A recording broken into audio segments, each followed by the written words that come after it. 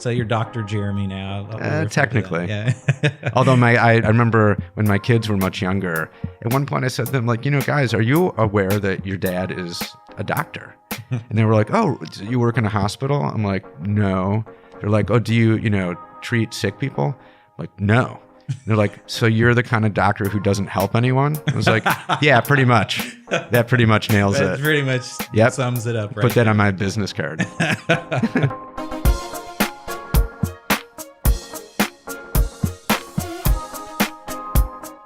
Scratch Entrepreneur. True stories of remarkable people who dropped everything to turn an idea into a healthy, profitable business.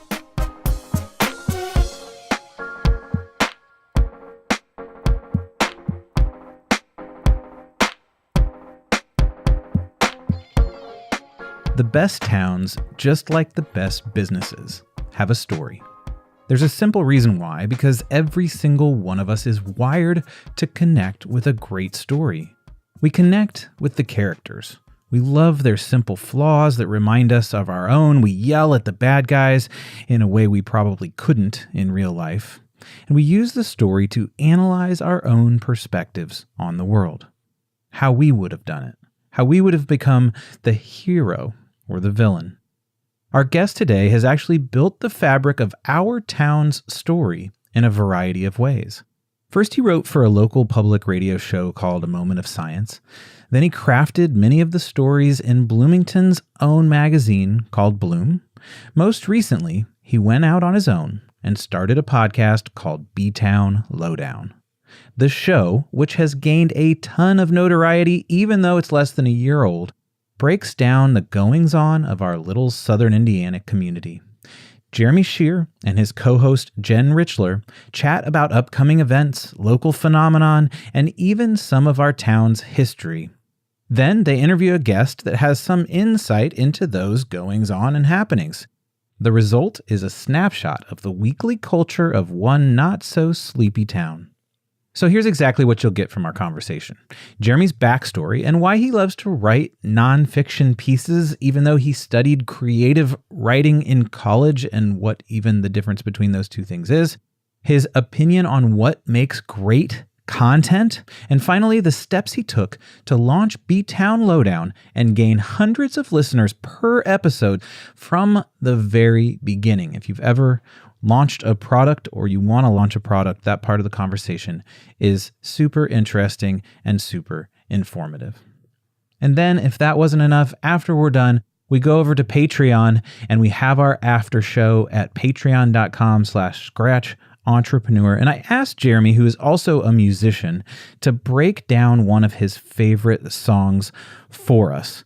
The conversation that followed was a story in and of itself. It was a deep dive into the structure and history of one of the most famous songs ever written. All right, we're glad you joined us.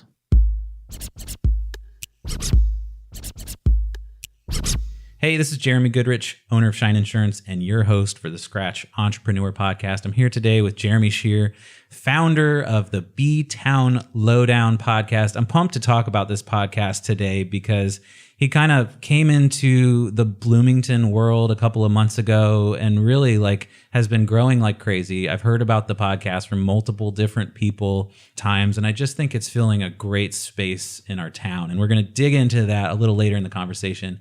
But I'm super pumped to have you here. So Jeremy, thanks so much for joining us. Thanks for having me. So we're going to talk podcasts throughout this conversation, which I'm pumped about. And we'll talk content in general and media. You've done a ton of things in your life around media, newspapers, magazines, right, all that kind of stuff. So I thought we would start with maybe just shouting out a couple podcasts we're listening to that aren't our own. Yeah. And I'm putting you on the spot a little bit because I forgot to mention that in the setup. But I'm wondering if there's a couple of podcasts you're listening to right now that you really love. Yeah, I mean, there's a ton. So I started listening recently to a podcast called Up and Vanished. It's one of these true crime podcasts that my brother put me onto.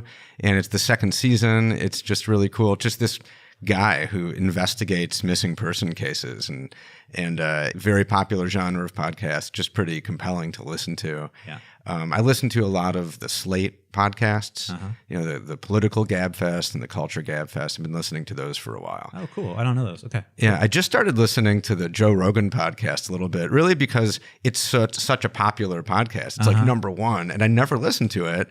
And I've listened to just a few, and I didn't think I'd like it, but I kind of do. It's very entertaining. I feel like when you look at those and you see that they're an hour and a half or 2 hours long, you're just like, oh my God, how am I going to be interested in this at all? But you're right. I've enjoyed the interviews. If it's good, it's good. And really, one of my favorite podcasts of all time is called Hardcore History. And it's this guy, Dan Carlin, who does... And his podcast will go 3-4 hours at a time. And there's like 8 parts to them. And they're amazing. It's all about military history. And again, a topic that I didn't think I was particularly interested in, but he's so good at it. And it's minimalist. It's just him talking. Yeah. I'll listen until he's done talking. It might go for 9 hours. I'll just listen as much, until he's done telling the story. It's really good. We'll come back to that because we're going to talk in the second section about content and what makes content good. Right. And so maybe we can come back to Dan, I'm going to say Carlin, but that's Carlin. Dan Carlin and Joe Rogan and what it is that we like about that content and what other people can emulate as they're creating content. Right. We'll come back to that. I wanted to throw out one I'm listening to, Beautiful Anonymous. Ooh, I don't know that one. So this guy, Chris Gethard, and it's an Earwolf podcast. Okay. Chris Gethard is a comedian. And so what he does is people call in and somehow they get filtered and he doesn't really know who is going to make it through. But at the point that someone makes it through, he talks with them for 50 minutes. They can't stop their conversation until the end. And he has no idea who they are, what they're up to, what their story is. And so he talks to these strangers, and they're anonymous strangers. They don't share their name or anything like that for 50 minutes. So that's the topic of the show. Like, really? That's it. Just kind of random conversations with random people. Yeah. And every single one of them ends up having a really clear topical framework because they called for a reason, right? Right. Obviously, the guests are people who are willing to talk and share and all that kind of stuff, but they wouldn't have called in. What's that one called again? Beautiful Anonymous. Oh, I'll have to check that out. That sounds really cool. And Chris Gethard is the host. Yeah, when I listened to this woman was like about to turn herself in and go to jail for 4 or 5 years or something. And so that was going to happen a few days later. Wow. So this is like her testimonial. Yeah, kind of. She just called in and talked about it and stuff. Interesting. And then you're a podcaster too. So if you don't know this one, you should definitely start listening is the podcast called Tape. I don't know that one either. So it's Moj Zadie, who is he's been a documentary filmmaker and he's worked for NPR forever. He works on a lot of like Terry Gross's show and, with Ira Glass and all these folks. So he's been in the middle of these communities of people. Right. And he simply interviews podcasters or people in the media world. He interviewed Ira Glass recently. Okay. And just talks with them. And you know how when you listen to an interview, you can kind of tell if someone's sort of stuffy or just has prepared questions that they just ask every time. Yeah, or they're just like not really having a conversation. Yeah.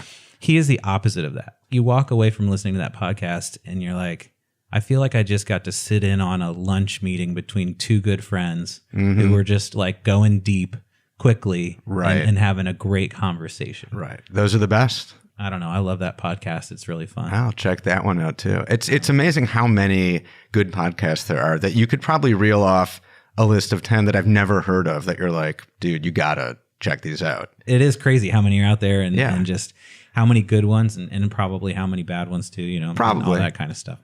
Okay. So as an adult, like we already said, you've been in the media world for a long, long time. Yeah. When you were younger, is there a story or two from your life that was like, hey, if I look back now, like I was made for this media thing? In a way, I wanted to be a writer from a really young age. And it's because I was naturally good at it. So my mom likes telling this story about how, and every time I see her, she tells it to me again, not because she forgot that she told me, she just likes telling it. But it's about how in first grade, all the first graders wrote books. And then they were displayed like in the school's libraries. And they called all the parents in to look. And according to my mom, at least, mine was sort of far and away like the best. And it was actually, I looked at it recently. It was a pretty blatant ripoff of Curious George. I think I called it literally I called it like Curious Joe or something, but it was about a monkey and, who was like owned by a guy just like Curious George. Yeah. But at least according to my mom, it was better. And also like in my teachers too, like it was a thing that I was good at naturally for whatever reason. Some kids are really good at math. I was just good at writing. And so I always wanted to be a writer. And I pursued that in college, mainly creative writing, which it turned out I actually wasn't that good at. I really wanted to be good at it, like writing short stories and maybe novels, which I never even really attempted. I just didn't have the hardcore talent for that. For novels and stuff like that? Like for creative writing and the kind of literary short story. I was sort of obsessed with it and took, many, many creative writing classes. And again, it's something as a kid I just kind of did. And, granted, I grew up in the 70s, like early 80s, before there were like a lot of other really cool things to do. Right. Writing was the big thing. Or I read, I read a lot as a kid, and it's partly because I guess I liked it, but really there were 3 TV stations and there was just not as much to do. Anyway, so I really wanted to do that. But as it turned out, my more native talent was really in nonfiction. And I didn't get into that until much later in life. It was really kind of after college only that I started actually doing that as a thing, like as a freelance writer. It took me a really long time to finally realize where my true talent lay. After trying all kinds of things in writing, I finally found what I was pretty good at. So it seems like the big difference there between creative writing and nonfiction writing is that there's a little bit of a chase when it comes to nonfiction. Like you're looking for a story. You're not digging into your own brain necessarily for the story. Like you go out and find the story. Was that a part of what you were attracted to and then the writing came second? Or was it just you liked the style of writing that came with nonfiction? That's a good question. I'm not sure. I mean, I think there's a lot of overlap, actually. It just depends on the kind of fiction. There's historical fiction, right? Which some writers are really good at. And of course, they're taking a story that exists and then fictionalizing it, right? A vast amount of research is happening. The same, you're right. Yeah, and there are even some novelists who are making a story up, but they do lots of research. And it's sort of based on things. It's for some writers, it's very cerebral, just in their head. For some, it's very much kind of rooted in the world. I think for me, it's the mystery of talent. People's minds work in particular ways. And I guess I just found that the combination of going out and talking to people, figuring out their story, combining direct quotes with narration, more narrative prose, and kind of figuring out that puzzle, it made sense to me and it was fun to do.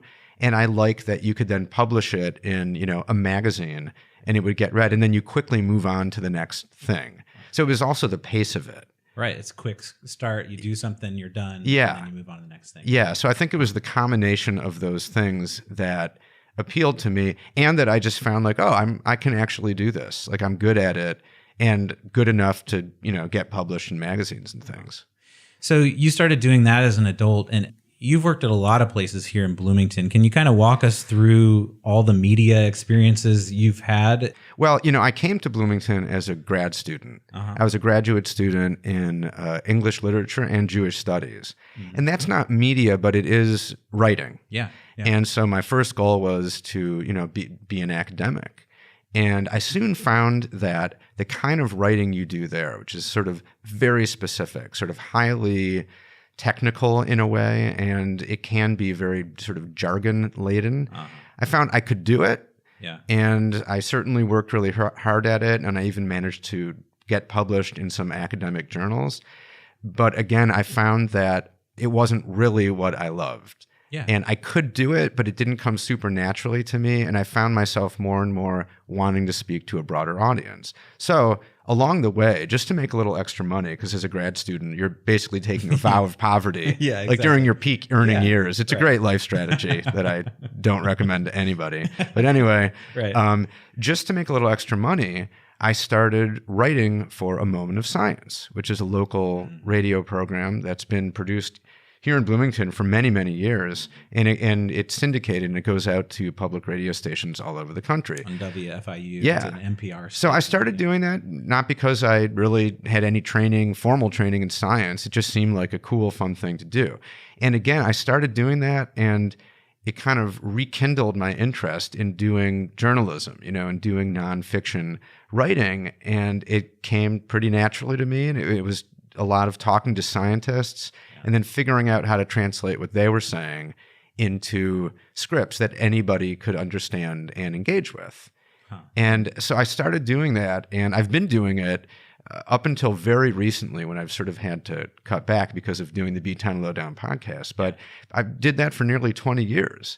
So that's kind of the first thing that I did in Bloomington that got me back into doing the kind of journalism, writing for radio, that sort of thing. And it seems like that's where that converting of things. Yeah. A strange connection, but like that's what I do in the insurance world. Like it's like this stuff that no one wants to hear about. And it's like, I feel like part of my job is to storytell it, to be like, this is how I convert this stuff you don't want to understand or don't need to understand at that level into something that you can clearly understand and make sense in a general everyday language. Yeah, no, absolutely. It's sort of part translation. It's in a way, it's an act of translation, and very fundamentally, it's just communication, right? Which is such a fundamental human thing that humans are uniquely evolved to communicate in very complex ways.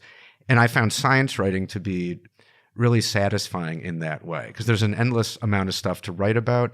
Scientists love talking about their work, but often they're not very good at translating it for a lay audience. Regular people about it. Right, and that's what science writers do, right? You translate it for a lay audience. And I found that challenge just really cool and fun, and I got to learn a little bit about a lot of scientific topics. Wow, that's cool.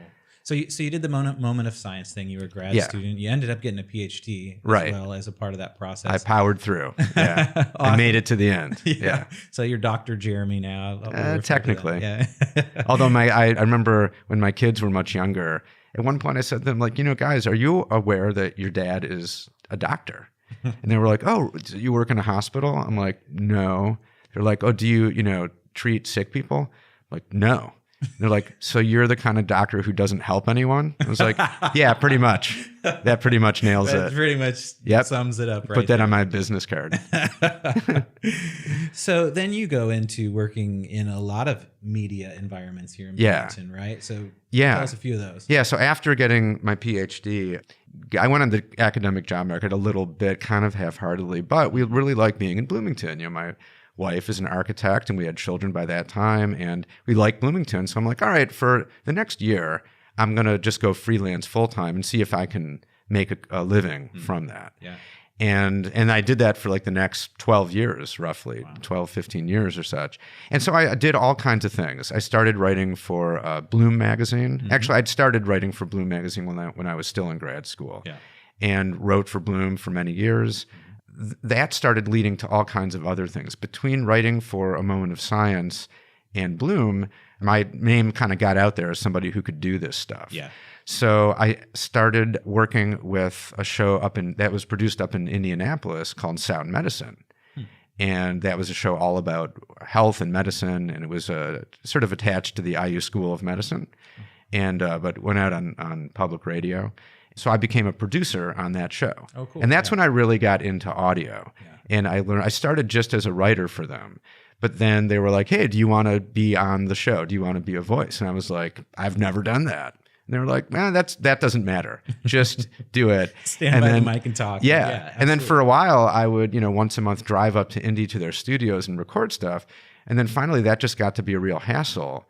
And I looked into it and I was like, oh, I can do this at home. I can build my own studio. Yeah. And that was right around the time when home studio equipment was coming down in price, and it became really possible with just a few $100s to set up a decent studio. So I taught myself how to record and edit audio. So I got into that. And then that led to some other gigs with some other radio programs, most of which were science or medicine related. I started working with WTIU on some public television documentaries. And again, something I'd never done before. But they reached out to me because they knew me as from the radio side of things. And, they could see like, okay, well, this guy knows how to do storytelling. Yeah. And so they brought me on as a writer for documentary projects.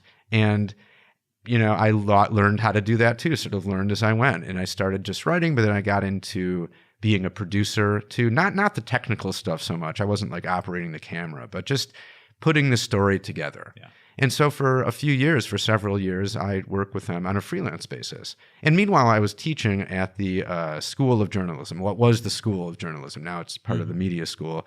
And I was teaching magazine writing and different sort of classes there. So I was juggling at any one time probably 8 or 9 different freelance gigs, projects kind of thing. Yeah, it's like the freelance lifestyle where you're doing all these different projects and all this different stuff, and really, you know, bringing it back to being an entrepreneur. I mean, when you're freelancing, you are your own entrepreneur, not in some like centered, focused type of business, right? But sort of in all these different balls that are juggled in the air. Did it feel like being a business owner to you?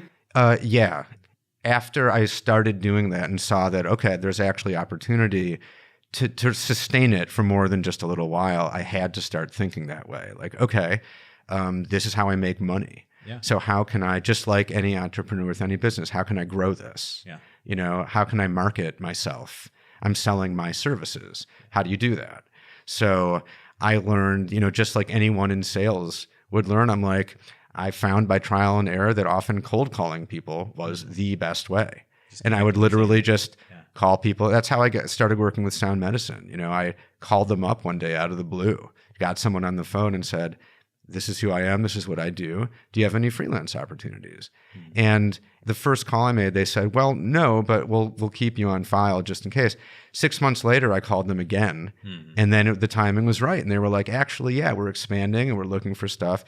And then cut to 10 years later, and I was still producing stuff with them. Wow. So, you know, yeah, you have to learn sales, you have to learn marketing, you know, relating customer service, all that stuff. So I definitely thought about it as a business. And as we'll talk about later with the podcast that I started, I think about that like a business too. You're really bringing that into the business structure. Yeah. Absolutely. Okay, cool. So we're going to take a quick break. When we come back, we're going to talk a little bit about content in general. Lots of people are talking about content. Lots of business owners are thinking about how to create good content. And I'd like to get some ideas from you on what you think about good content. So we'll do that after the break. All right.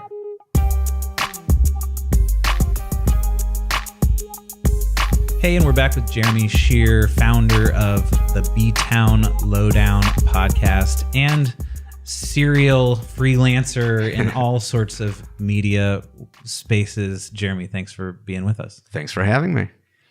So let's talk content a little bit. I mean, you've done all this writing, written for different kinds of publications, science publications, Bloom, which is the local Bloomington magazine, all sorts of stuff in that space. And obviously now getting into the podcast world. Actually, for a while, years, you've been in the podcast world. Yeah, we just sort of didn't call it that, but that's kind of what it was, right?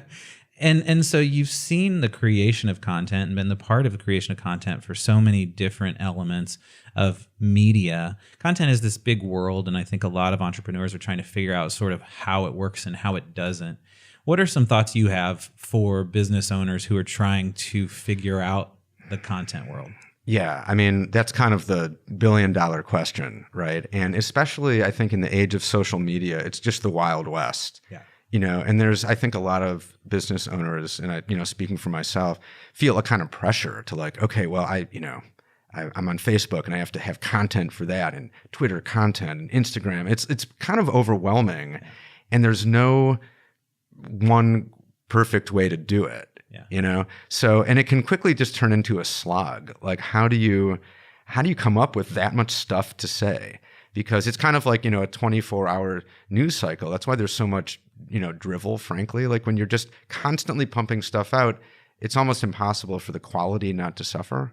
This is all to say that I don't have any magic formula. Yeah. You know, I certainly haven't perfected it. I guess when I look at the stuff that I've done, you know, so if I ask myself, like, why was I able to sustain a freelance writing and, you know, audio producing career for a while, I think it's because I'm a trained writer. Yeah. And by that, I've studied storytelling. And in a way, it all comes back to that, kind of like what we were talking about before. Mm-hmm.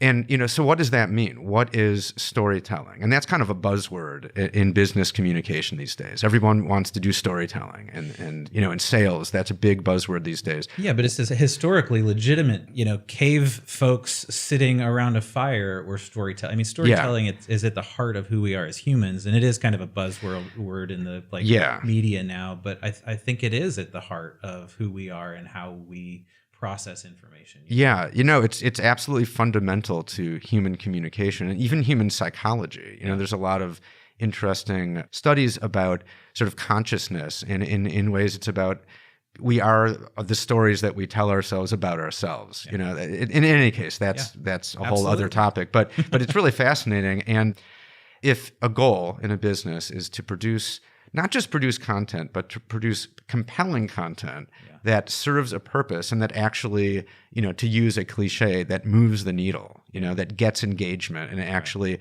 does what you want it to do. It really depends on, what story are you trying to tell? What are your goals with it? Right. It's the why behind what you're doing. Is yeah. key, right? That's sort of the Simon Sinek approach, right? What is the why? So there are certain rules of thumb, right? And I think back to when I was teaching magazine writing, and I used to try to break it down really simply. And there are certain various basic tenets to what constitutes a good story.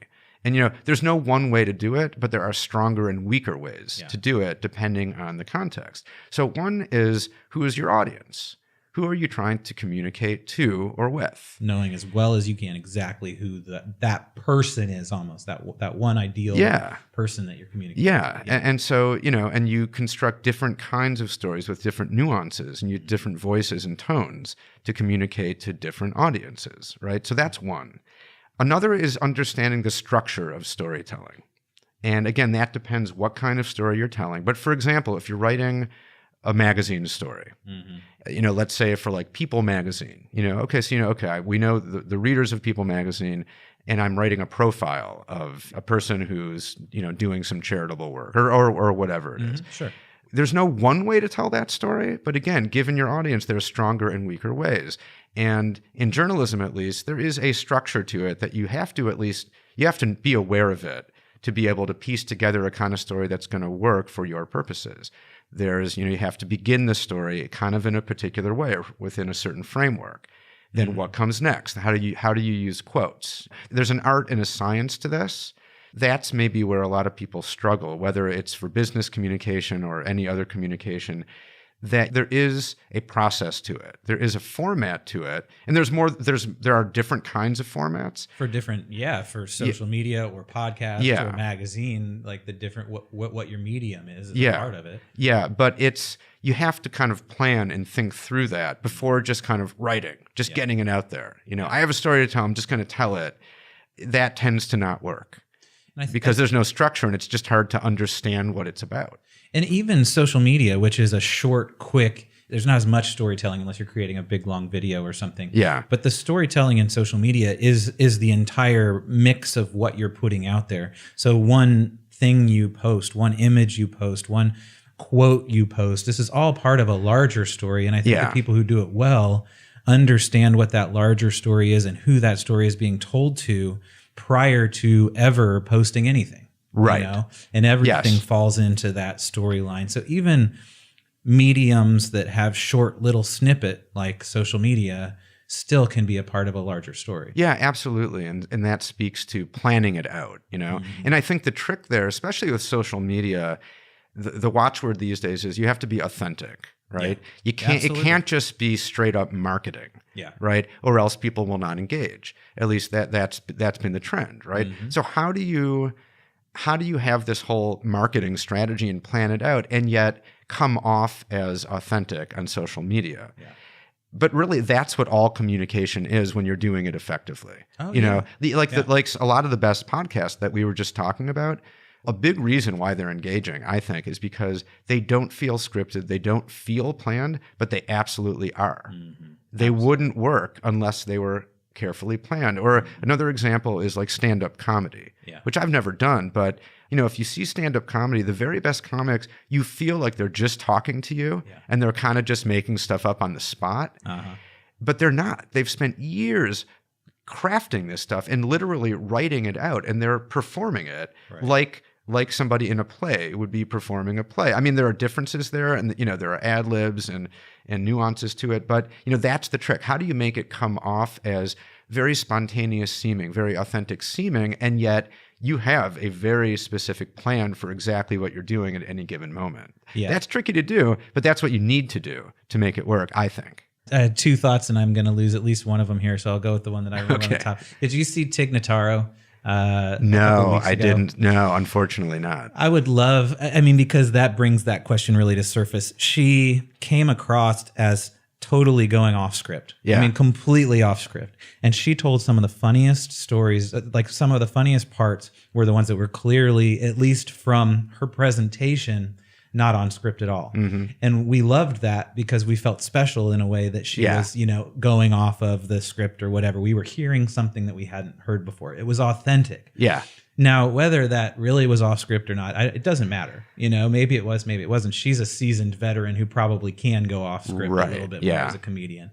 But I think you're right. Authentic is so important.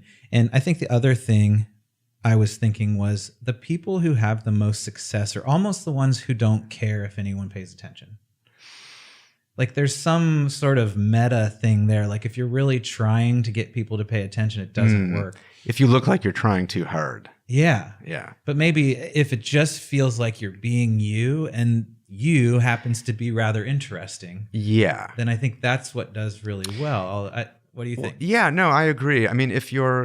If you're only and always sort of chasing trends, sort of trying to assume this persona or that persona to be, engaging or cool based on what seems cool or authentic now, especially on something like social media, that can very easily come off as staged or canned, or inauthentic. So I don't think it's so much about not caring if anyone pays attention. Anyone who's making the effort to put stuff out there, you clearly would prefer if people engage and pay attention. Like right. You care. It's just that you're willing to stick to your guns, right? That's what building a brand is, right? You can't change up your brand entirely just because it hasn't worked within the first couple weeks, And really going back to podcast, I think I was reading about it recently that there are something like, 500,000 podcasts available on iTunes, but the vast majority of them are not current. They have a few episodes and then people gave up. Why?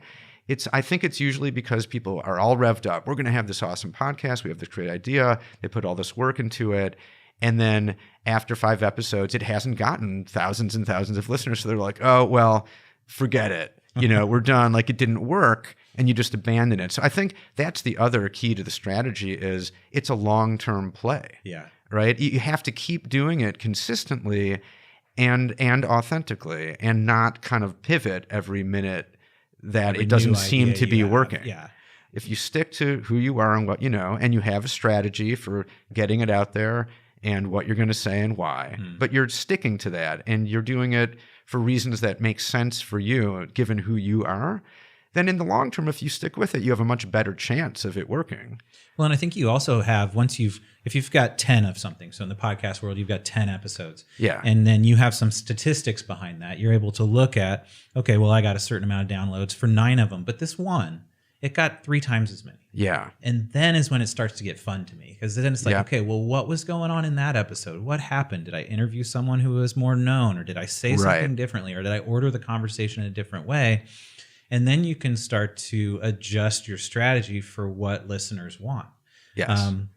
I had this fascinating thing happen to me last night. I've got Scratch Entrepreneur podcast, obviously, which has 40 episodes or whatever, and I've been doing it for a couple of years.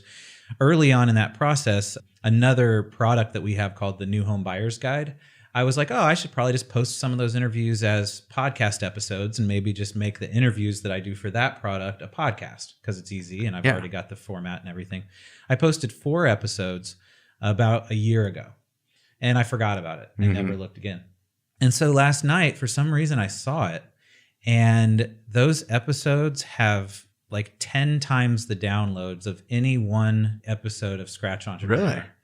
And it's just been sitting there. I just put 4 episodes out and it's sitting there and people are still downloading it every month. Like you could call that luck. I mean, I don't know what's going to happen from here on that, but that was definitely like a piece of insight, right? It was like, okay, people are responding to this thing, and I need to understand why they're responding to it and how I can help those people out more and study that a little bit more. Yeah. And I think when you start to get those analytics, back to what you were saying with like quitting after the first 5 episodes, I mean, you got to have at least 10 so you get maybe one of those spikes. You know, all you need is one spike, and then to figure out where that spike came from and then reproduce that a little bit more. And I think that builds a little bit. And that goes to sort of the planning, right? Getting the data and reacting to it. And that doesn't mean completely switching everything up or switching, but making subtle adjustments. Yeah. Using the information to say, oh, okay, let's do more of that because that worked. Here's what people are responding to. Yeah. You know? And I think that's what it's all about. Absolutely. Okay, we're going to take a quick break. When we come back, we are going to talk about BTown LowDown. I want to hear some of the structure behind, pull back the curtains a little bit, obviously talk about what the podcast is too. We haven't done that yet. So just describe what you're doing with that podcast. And I'm super excited to dig into it. All right.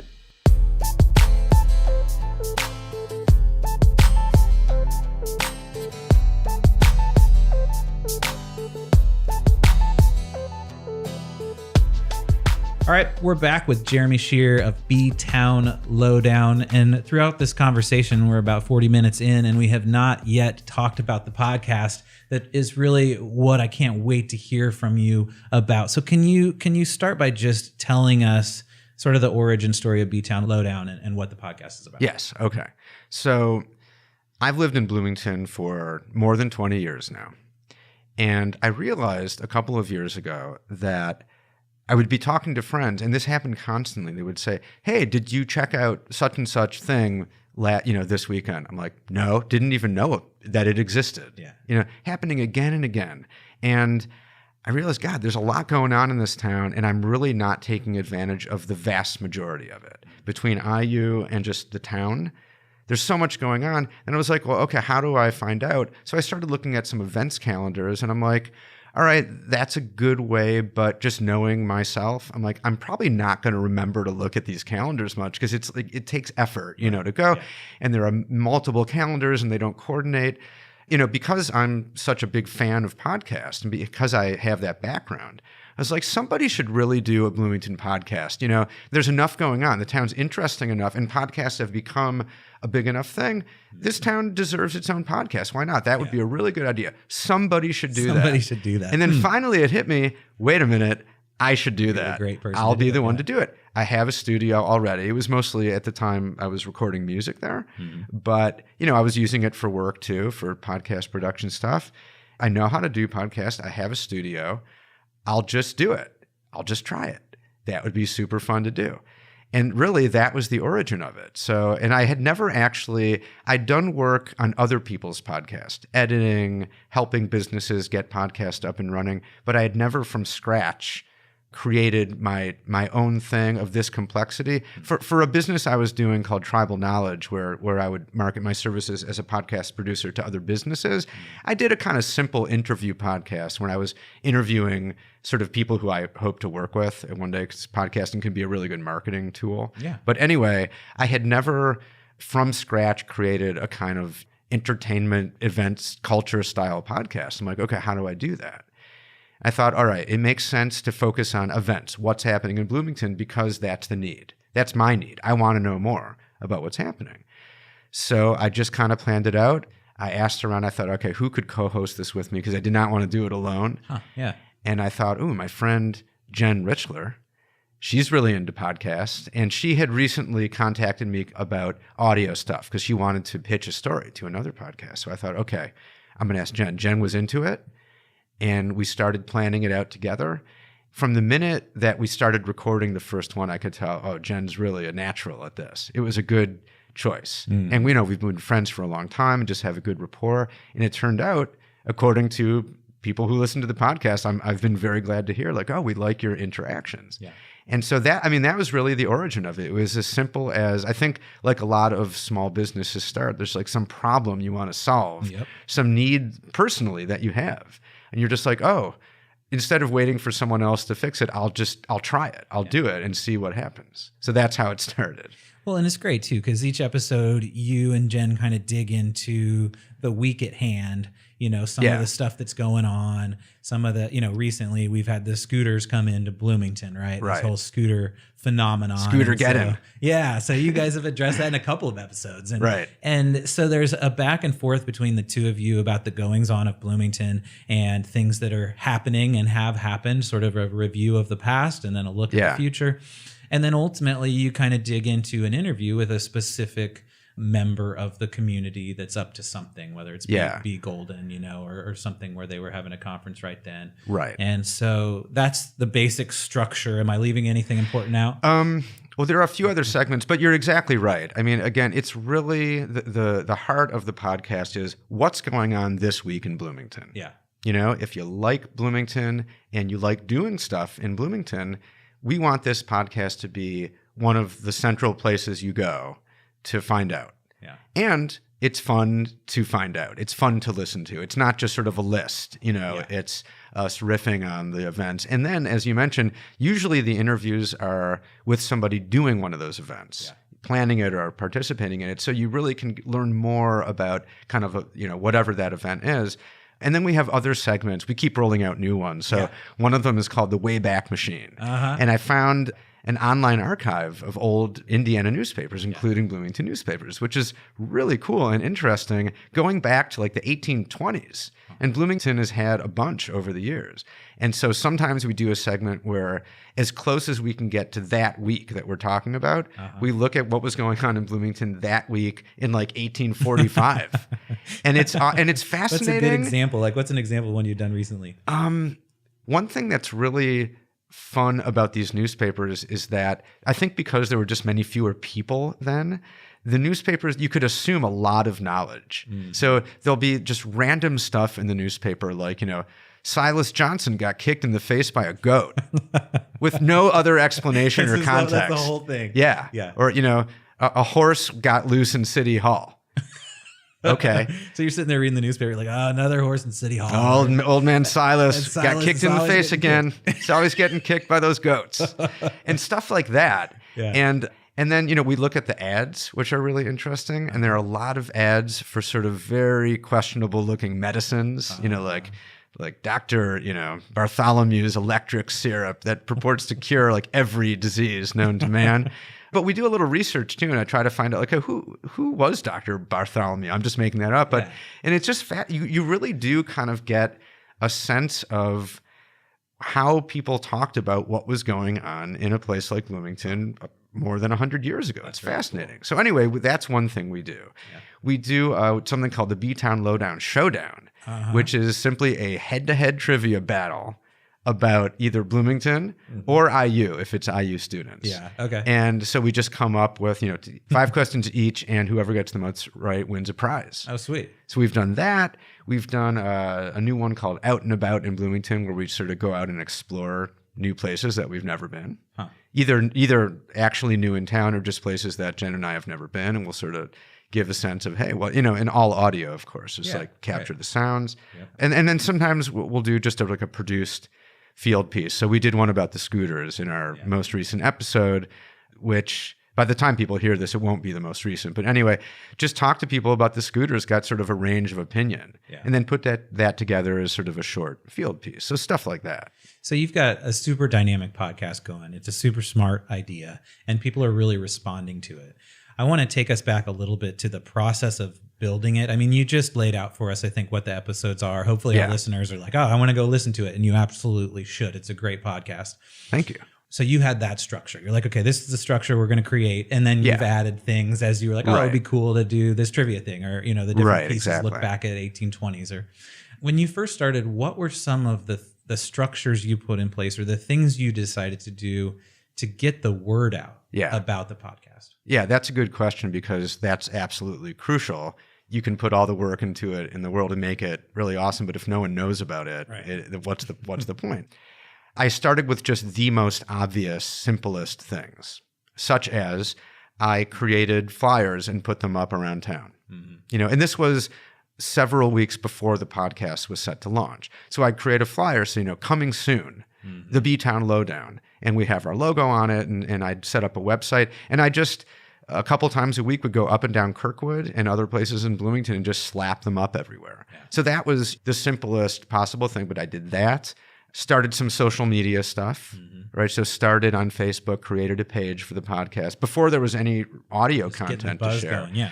Get it going. And then the main thing that we did, which was by far the most successful, was we started going out to the farmers market. And this was, again, about a month before the podcast actually launched. And I never done this before, set up a little table at the farmers market in that area where people set up, and just set it up there and put some flyers out and got some cards and just started talking to people one-on-one. So I had the table, but also instead of just hoping and waiting for people to approach the table, just back in the summer when the weather was still nice and there were tons of people out there, I would just walk around and introduce myself to people. Hi, excuse me, can I tell you about this local podcast I just started? And most people would be like, okay. Right, I'll give you 30 seconds. Okay, fine. And, I would hand them a card. And at a certain point, I got like magnets, like kitchen magnets. I'd hand them a magnet and just tell them, we're the BTown LowDown. We're about events happening in Bloomington. And just keep it real short. And if they were willing, I'd get their email and their name. That's cool. And so I would just, do this week after week. And before too long, I had, a couple hundred people on an email list. Yeah.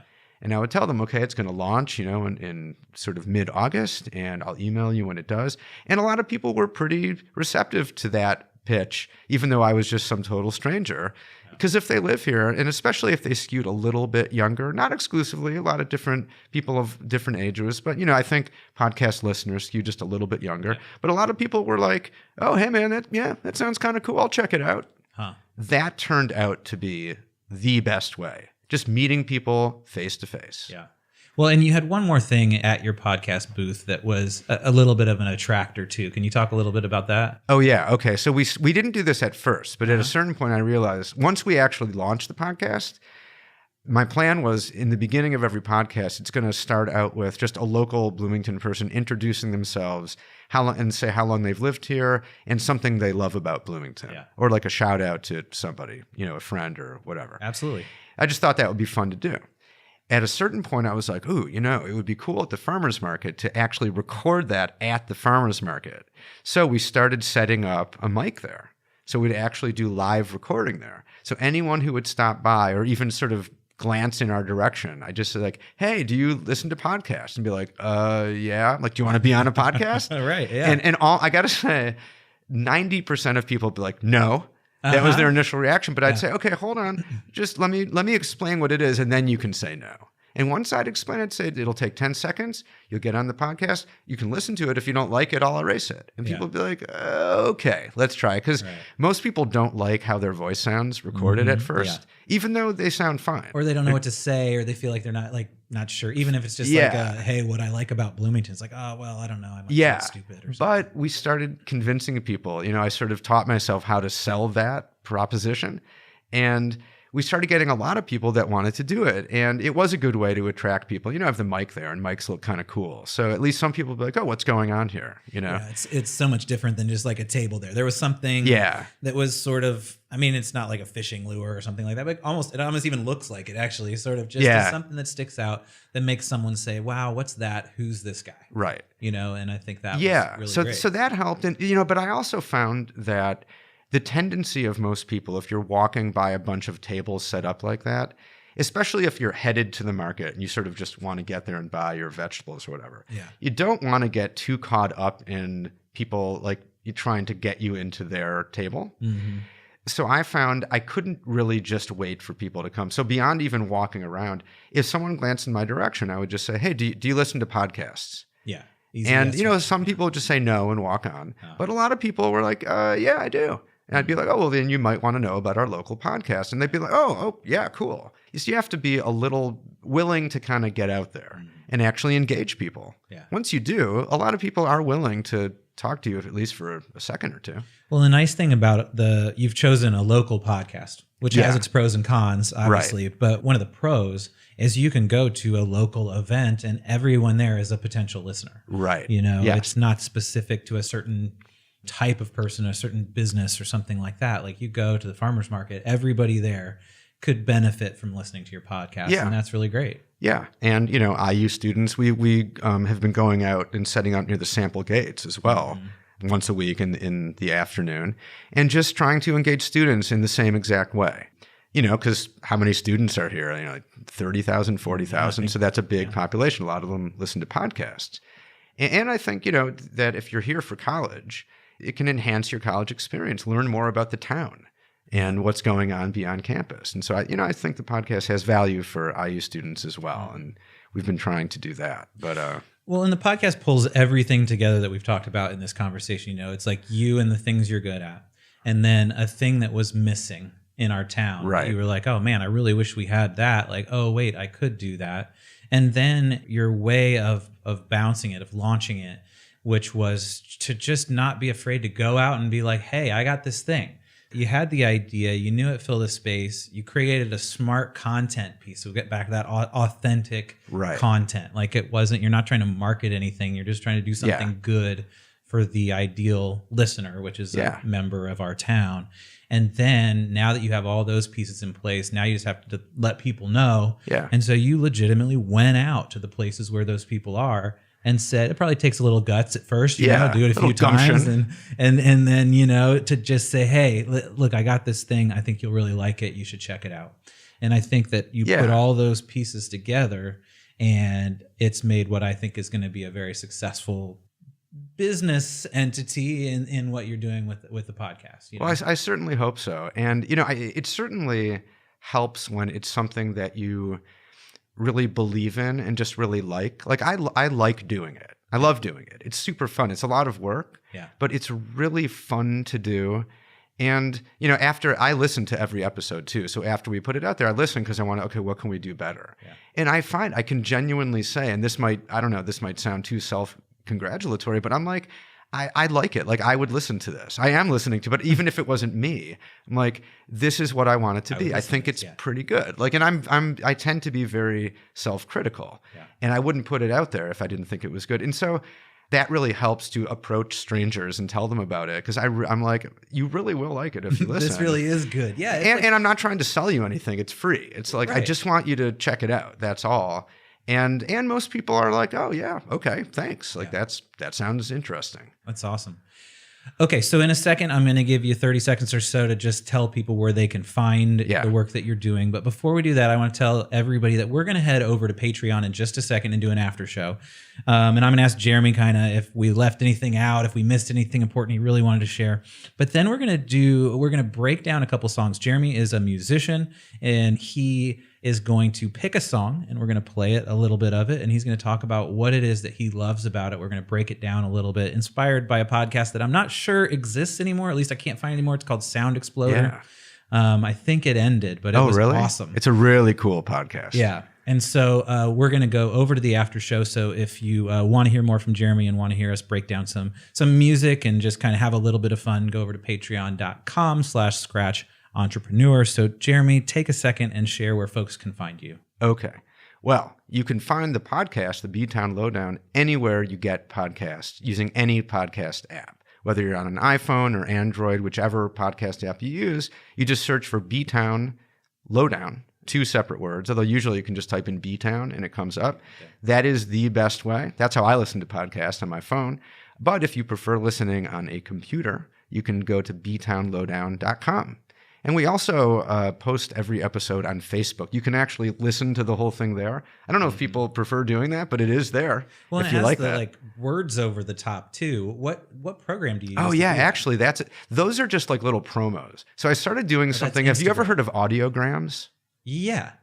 So I just kind of discovered these things, and I just started doing those like last week. So those are just little promos for both the show and then for the events. So throughout the week, like today, I posted 3 audiograms, and they're just like 15, 20-second clips of me saying, hey, you check out this event tonight. And then you see it's basically an image, and then you can hear it, and it's also the transcribed writing.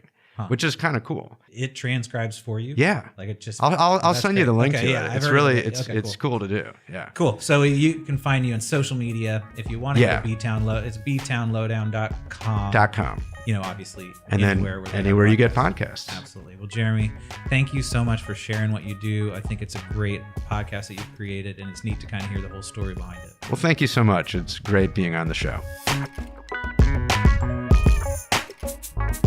Okay, so Jeremy and I are going to head over to Patreon and talk about how the show went, anything he thought he might have left out, and then dig deep into his favorite song. His description of the details and the depths and the story of his favorite song is so good, and you really should head over there and check it out. It is patreon.com/Scratch Entrepreneur. You can see this after show, lots of other after shows, and some additional advice, information, interviews, and all sorts of things that help you become a better business owner and connect you more with the Scratch Entrepreneur conversation and community. For those of you that are not headed over to Patreon, thank you so much for listening. Please do take a moment to subscribe and rate our show on iTunes, Stitcher, Google Play, Spotify, or wherever you listen to podcasts. Until the next time, have a wonderful day.